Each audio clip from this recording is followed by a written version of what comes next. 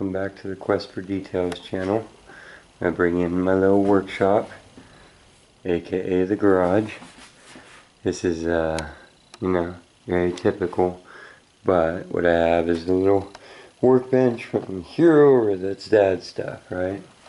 And this is my little sheet of steel for working on. My dad got me this. It's a little aluminum vise that comes all apart, which is pretty cool. And my various stuff, block of beeswax that belonged to my grandpa. This is one of my main tools. I have cordless, but this one is the one that's out.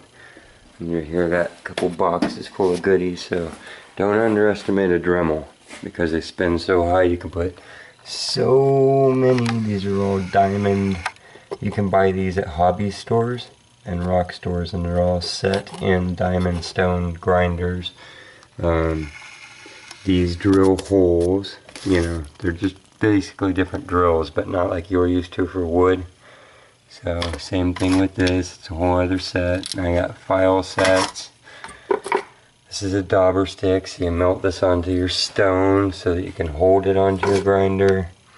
My oils, torches, other swords that I found, previous video, blah blah blah, all the different stuff that you could need. This is the grinder. I have an electric grinder, but this is what I'm using a lot. This is my little water tray, so it catches the water that drips out of my can. Now, this was an old-fashioned way that I'd seen it done before, so I got a little hole poked in here, and it drips in here, and it works with my antique little thing here. And I like this because I can make it go in both directions and go really slow. And I have it set in this pan. It's all melted, so it's waterproof, but to where the water that comes out of the can actually builds up in here, and this all kind of slopes down to it, and so that's eventually running in water, which keeps your stone cold, because if you heat it up you can cause fractures in it. So this is one of my main tools, and I actually use the side of it a lot. So that's one of my main tricks, and you can buy different things. This is my buffer wheel. So you have buffer sticks, and it's like a waxy stick. And I don't know where mine is sitting right now, but these switch out, and you can cut with them or grind with them, be rougher on rougher material. Every head that you could ever get for any grinder you can put on this thing, or use an electric, but they're generally one speed and they're really fast, and then you're trying to drip water on it. So this was a cool find that a family friend brought me, and it's an Atlas Tool Company from New York, working greased. I take great care of it, and it's like any other good machine. It enjoys doing its job. And here we have things waiting to be identified, and the Jasper.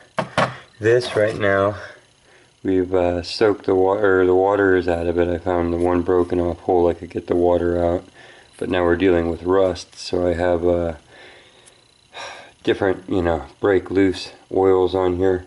See the little screws? My theory is that if I can soak them for long enough and be patient and get the perfect size screwdriver so I don't strip them out, I can get this face off and then preserve this thing. So it's kind of a race. If those don't go in another few days, I'm actually going to get a bucket of the lake water, and I'm going to throw that puppy back in there, and it's going to live like that for a little while. I don't know what else to do. Leave in the comments below. Anyhow, chains we found, yada yada yada. What I'm showing you tonight is sunstones. Now these I hunted myself. I don't have any pictures, I don't have any footage, so this is the first. These come from Oregon. So do you know labradorite, which is called moonstone? And it's blue, and it has schiller to it. If you know what I'm talking about, if you've seen moonstone, that's the type of labradorite. So is this. And instead of being blue, this is tinted the color that you see, orange, and it even has fiery reds and all kinds of cool tints to it. And this comes from the high eastern deserts of Oregon, and there's a sunstone preserve, and you can literally go out there on the public lands and gather. And I got this in, I think we went for a 4 or 5 day trip, But I mean, that's all that we were doing. But when you drive out there, it's one of those places where you're like, are we going to be able to find any? And the road is covered in these. So I was picking and picking and picking and picking on the surface, which was really smart, because everybody else was like, oh, those are just the plain ones everybody's left behind. So, you know, little clear, let me show you what those look like. Right, a lot of the ones on the surface are, you know, these look kind of like the California diamonds. They're softer, but a lot of the ones on the surface are rounded down from the washes that kind of pad the little dry creeks that run here and there, and just from wind and sand kind of scours them down. But I gathered up this. You could easily do that. Anybody could drive out there. It's probably 400 square acres of this stuff. Huge, like old playa lake bed. And what you're looking for is the ones that have schiller in it. So again, if you know labradorite, then you know the blue moonstone is its common name, and you turn it and it has what's called schiller in there, and that's just the term for that reflective layers that are in it that shines back at you. Some being cloudy to where you can't see through it, and gray, and like a, you know, like an oyster shell or something, and then some of it being all the way see-through. So this is a real see-through type. I think it's in the feldspar family, but I think half the planet is.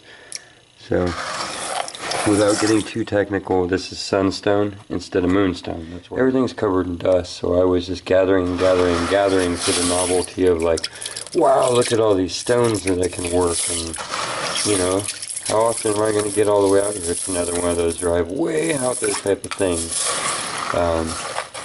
It's as far as out as driving out to like where they do Burning Man in the same type of setting, you know.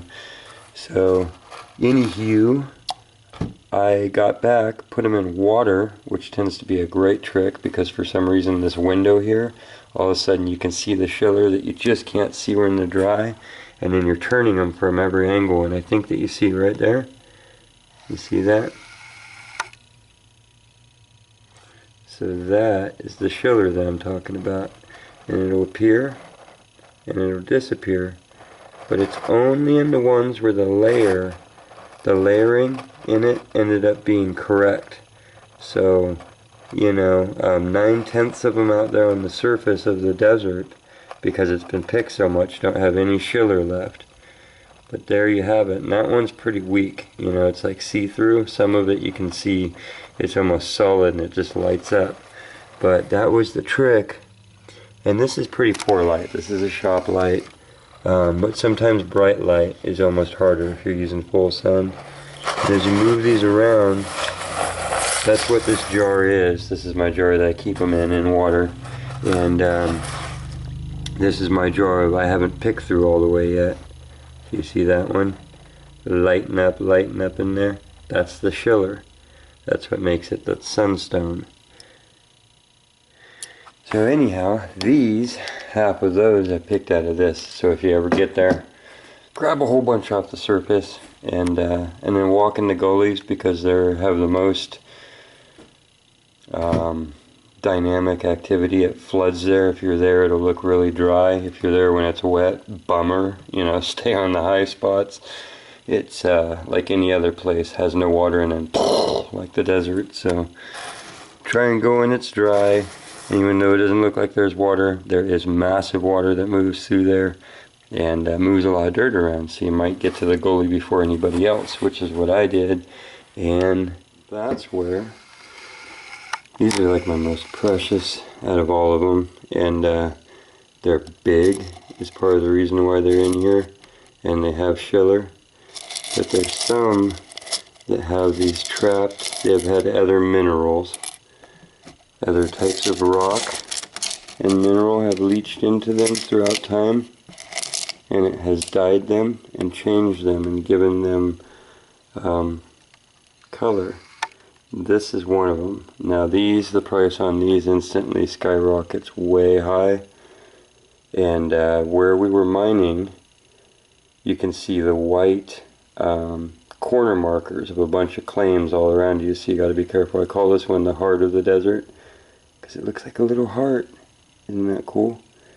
But what I was trying to say is right near there is Tiffany, the company and the man, the owner, had a mine where he actually owned, the company owned the mine, and they went there to source their sunstones that they would use in their jewelry and stuff. So true story. And the site is now owned by somebody who curates it, and they have the only stand out there, and they sell stones. So I got to price these, and these are way up there. You're looking at another, you know, 3-digit number to go in their shop. They're pretty rare, and people sell them for a lot because they're only found in this one spot in the world, I guess. So I was really lucky, and that's where I found that, was in a wash. So can you see the color in there? That's not surface, that's trapped down in the middle, and it has that window around it. And I'm showing you that right now because it's the only one that was found on that trip. So that's how rare they are. And some of them are even deeper red. Now I have a family friend, I believe in Vietnam, I hope I'm getting that right, and they do stonework. So we're able to send, he hunts with us, he's hunted with us my whole life. He's like the adopted uncle, you know. And he sends these to a family friend and gets them cut. So this is a sunstone from those trips. Let me get that out of the bag. I hope that this is good to focus. Maybe we could put it down here against the black background. This has got my finger gums all over it. But you see it's got that heart color to it. Which if you cut one of these others, cut to other scene. Now, you'll see some tinting in these. Might as well grab this one. This one's important here too. In here because it was another whoa. Nate, what did you find? So, you see tinting to these, but the dirt there is really red. So that gets into it, and inside there, that's pretty much clear. So, like that one is, and that's what they cut into. So this was the same trip. And side note, in case you guys are wondering, you can do this in the US. There's multiple countries where they do it, multiple companies, and lots of ways to verify that it's your stone and all sorts of things, so it's safe and reliable. And sometimes it's 75 cents a carat to $2 a carat, but if this is like a, 8, it's been a while, maybe an 8-carat stone, I'm not sure. I'm gumming it up with the grease from these other rocks. I have them in mineral oil for kicks. 8-carat stone, sometimes, you're talking like $50 or something to have this cut at the max. It's not bad. Way cheaper sometimes. And then some shipping and stuff. So look into lapidary, and then the prices that they charge to have your stones cut, it's not that bad. So when you go out and gather stuff, you can choose to have it made into jewelry, and then you can buy the rings and set them yourself. We have. This is one of these cut. Let me polish that up and not drop it on the ground. I can be careful. I just usually am not. So there's that. All shined up. Try not to move around so much. But they are beautiful.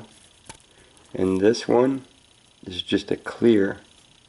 So it's big. So a lot of them are not big. So that's why these were the biggest that I could gather off the surface, and these were the biggest with Schiller, if that makes sense. So even big is rare, having enough clear inside there. That doesn't come out of this stone. You lose like 2/3 of your stone when you're cutting down. This came out of a stone that was probably that big. So that's why it was made, and that's why it squares, because it was huge. I don't even have a stone in my collection that could make that. So that's how much you have to cut a stone down. If you look in this one, you'll see it's got 2 colors. So like tourmaline can have, the watermelon to it. So can this, which brings us to this other one, which is a solid, almost moonstone colored one. So that was a lucky find too, but not quite as valuable as these. These are the red, and those minerals just get inside there and make it pop. And so he had one, had it cut into that, and then that was gifted to me through family. So Pretty cool, pretty cool. So these are from that hunt. These are all from that hunt. One trip up there, I think 5 days.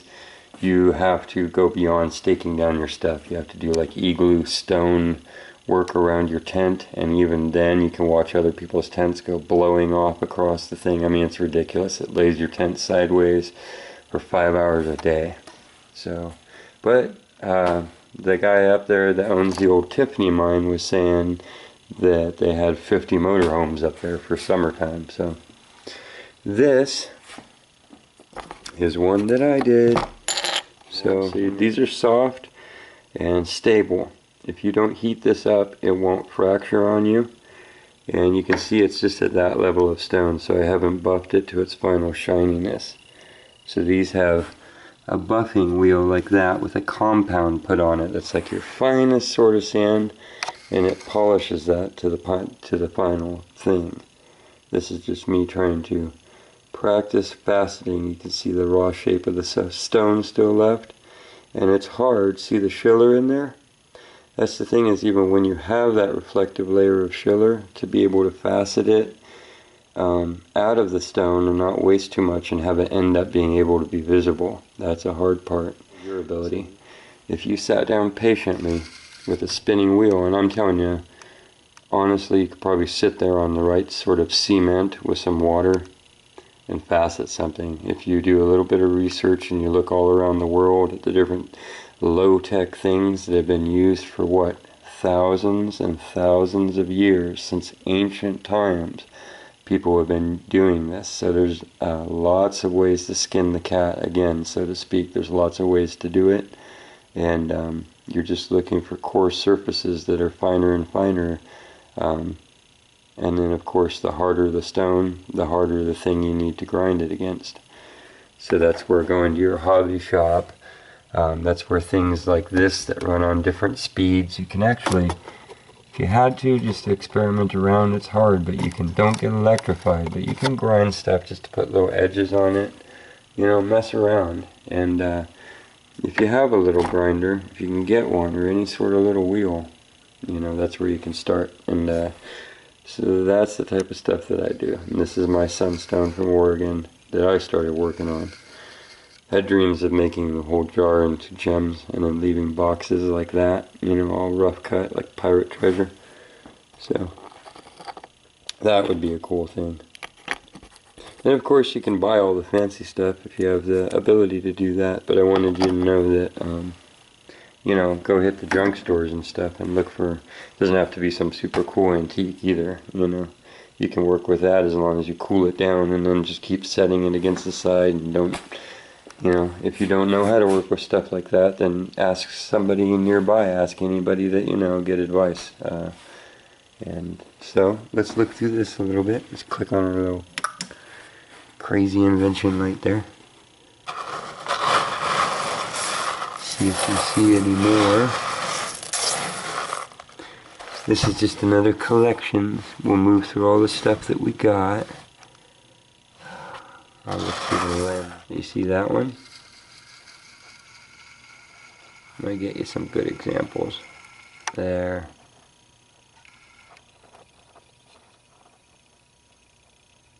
So when you cut that, it would have more of a clear see-through window to be able to see the ghost layers in there that are reflecting back at you. But that's more in the heart of the stone, and you can't see it from all sides. You only see it from one window. This is one of the really cool ones, and if you look, this is actually a copper color that's in them. So where the blue, that's not the shine of the light, that's the actual schiller.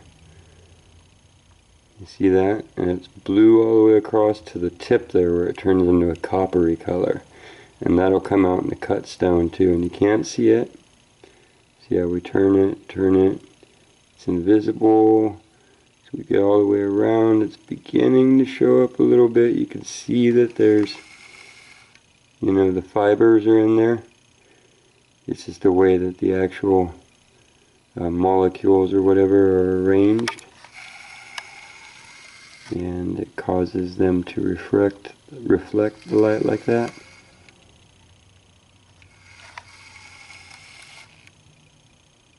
that's what I wanted to show you, is the coppery color that can occur. You see it there? It's really nice when that comes out in some stones.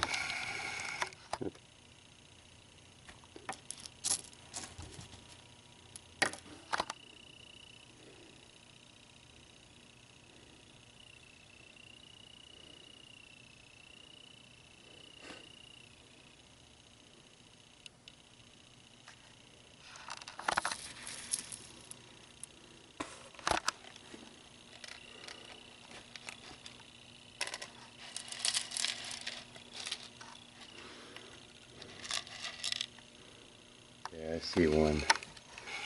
Need to put this in water. Aha. This has some of that copper schiller. And this is how I'm going to show it to you. I think from now on we'll do sunstones in a fish tank. Window up now. But look, here's some of the copper schiller. And this is just way more present. You see, that color is what gives it its sunstone instead of moonstone name. Come on. So there it is from the side. You can't tell, but from that end, square on, it lights up again. Do you see that? Like headlights. Oil and water. See that?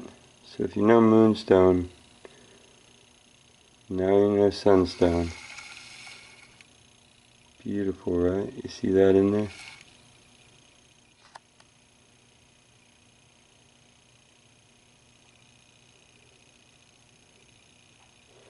So all these that I have in here, there's another one lighting up. See, the water really helps, but it's as the light enters the stone and reflects back to your eyeball. So it's one of those things, somebody standing over here wouldn't see that, bending the light and reflecting back. They're really hard to shoot here, but this one is so bright that it's lighting up from here. So this would be another quality stone. If you cut this down and these were at the heart, so I've seen those. I don't have an example, but cut, instead of being red or clear or blue, they have that copper inside of them. That sun, it got stuck in there. And it's a really cool spot. Where we're finding these is where it used to be the continental shelf. So it was that chunk of land that's under the ocean that comes off of the continent and sticks out into deep water. And it got lifted up, and now it's out in Nevada and Oregon. So this is north of where we were getting the opals. I think that's going to be my best schiller example. That's what that stuff is that's in there that you can see go from, see my finger behind there? It's see-through. And then it's not, you can't look through it, because it's got the sun trapped in there. And see-through again. We are up the light, see-through. Will you focus for me, camera? See-through. Oh, you can't even see the schiller when there's light behind it. But you can see that's a see-through stone is my point. And as we get down here to where it's not backlit, but it's face lit, the fire grows. Just like in moonstone. Pretty cool, huh? So you could use this on a foggy day to navigate in the ocean, right? These type of stones could be the answer to how some of the early northerners were getting around without being able to see the sun or the stars. If a stone that was this bright could catch just a little bit of glint when it was aimed at the sun, and then not when it was aimed away, you could navigate. So there you go. Okay. See them light up when they get the right angle. We're alive in here. there's more. You see that? Let's fetch that one out. I saw you lighten up. We'll grab it. Oh wow, look at, oh, both of those. We don't want to drop either of these. I don't want to lose them because then the angle might be hard to find again. Look at that. Where was your angle? You thing. There it is. This is not easy. Try combing your hair in the mirror. This is like trying to reflect your combing. It's ridiculous.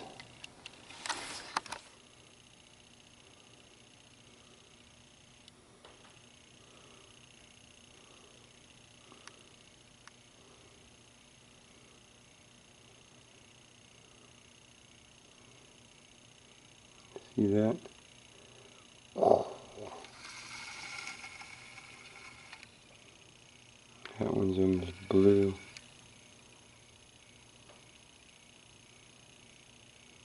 Just awesome.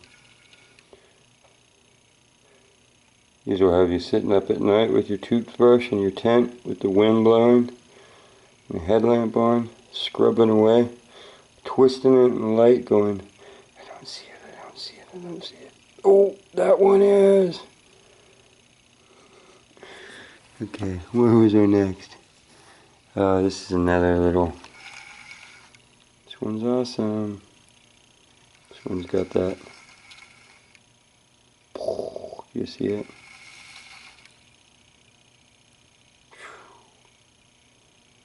Just lights up. I'm glad you came to the show.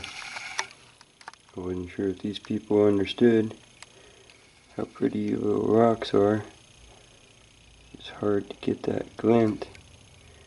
Okay, so let your eyes see. See the light shining right now? That's just the water on the stone, like what's on my finger. Now look inside the rock. That, each one is different. This one's like fireworks. It's like got grains to it. That's what's different. See-through-ish. You can kind of tell that there's going to be something going on. And you get straight to the grain. Boom. Awesome, right? And in every light they look different. So that was just a journey through those. Let's see. Is there more? I mean, I know that they all are, but getting that ice to be able to catch it. Oh.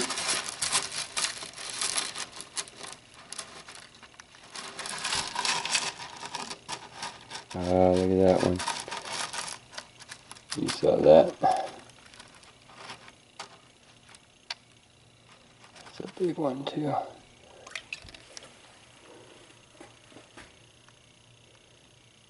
Again, you can tell there's going to be something going on because it looks a little milky. Which way are you going to light up? Are you going to show us?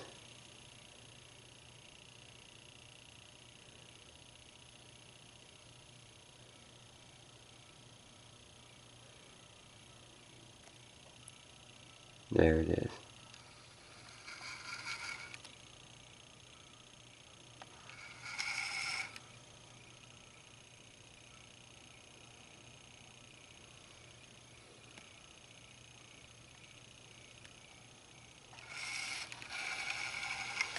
Okay, that's all I'm going to do. If you want a whole bunch more, you want me to go through every rock in here and find the schiller and hold it up to the camera, I will do that. Otherwise, if you type in sunstones, Oregon, they will go Sunstone Preserve. It's literally a preserve for sunstones. It's a place preserved for collecting rocks. And you can go to where the Tiffany Company used to gather theirs and stand within a mile of it and collect these off the surface. And you can grind them and you can get them cut. And that's real. That is all real. Thanks for coming to the shop. We'll see you next time. Remember, you can like, share, subscribe, and comment and tell me what you think or ask questions or whatever. see you out there.